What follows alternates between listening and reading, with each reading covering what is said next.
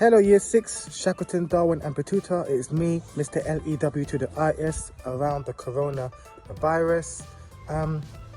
Just wanted to say a quick hello. Hope you're okay. I hope you're alright. Hope life is treating you well and you're not missing school too much. I know I am.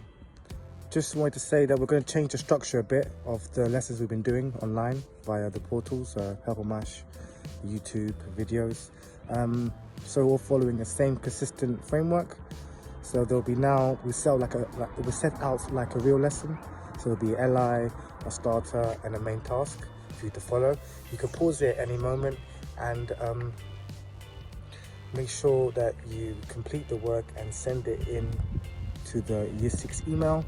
Take pictures of your work and email them too. Have fun with it, enjoy it, and yeah, we are looking forward to seeing your work.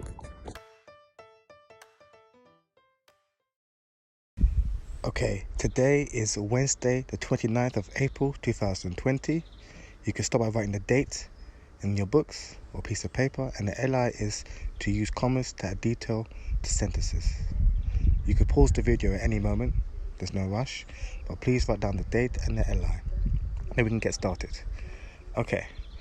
We know that we can use commas for separating items in lists. However, today we're going to use them to add detail to sentences to make them more exciting and interesting. Definitions. Before we begin, here are some explanations of key terms. A phrase.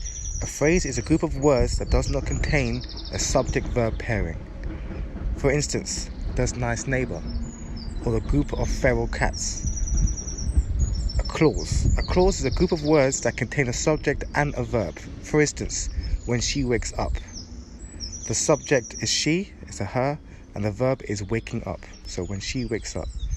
A main clause. The main clause is the most important part of the sentence. It can make sense on its own. For instance, Sam danced gracefully. If you was to add another clause to that, or extra information, Sam danced gracefully under the stars. On its own, Sam danced gracefully makes sense. Under stars doesn't make sense. Subordinate clause. The part of this lesser importance. It doesn't make any sense on its own. For instance, despite the rain. So Sam danced gracefully under the stars despite the rain. So the second part of the sentence doesn't make sense on its own, but the first part does. Okay. Commas. Every sentence has a minimum of one clause, a bit that makes sense on its own. For instance, I walked down the street. However, many sentences have other phrases or clauses. To write these sentences correctly, we need to use commas to break it up. Example 1. Bob walked down the street. This is a sentence that makes sense on its own. If we add detail to it using commas, we might write, Bob, the young man, walked down the street. The part added is called a subordinate clause. That is extra information and makes it more interesting. Example 2. The man tripped over the dog, or over a dog. This is a sentence that makes sense on its own. If we add detail to it using commas, we might write, the man, when looking where he was going, tripped over the dog. So the middle part of the sentence, where the commas breaks it up, is the extra information, the subordinate clause. That's what we've added. Your task is to copy the sentences into your book and put the commas in the correct place.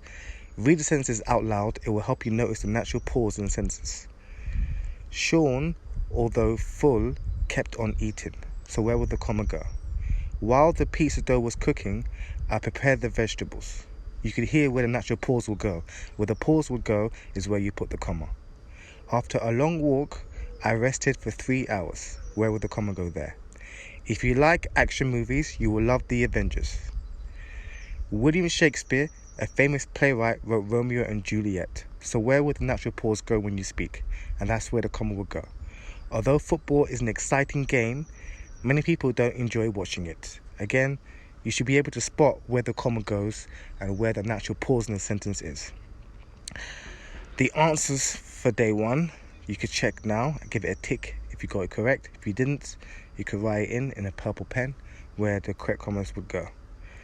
I hope that task made sense to you, and you can remember you could pause it at any moment if you struggle or if you can't understand what is going on.